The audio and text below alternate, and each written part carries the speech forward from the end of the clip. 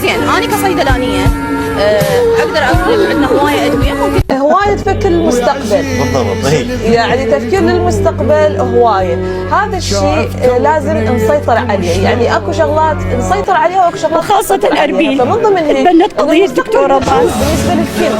فهاي واحده من طرق العلاج، يعني انا اللي اقولها دائما انه احنا لازم يعني نسلم وانه اكو شغلات ما نقدر نتحكم بها، من ضمنها المستقبل. يعني ابنك درس بس ما جاب الدرجه اللي انت حابتها، شنو تسوي؟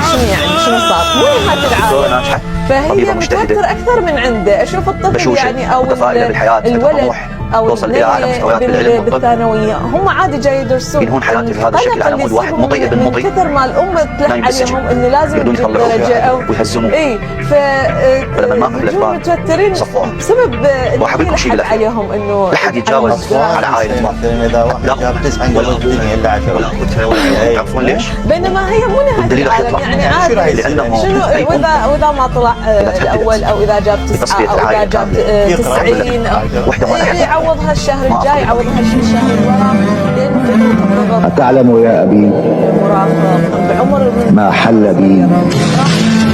شنو الفرق بين كثرة التفكير وبين القلق؟ يعني بدل ما يحب انه هو يدرس ويتعلم ومثل ما يقولون يصير عنده تطلع المستقبل، راح يتذكر بس كمية الضغط عليه، ادرس ادرس ادرس ادرس.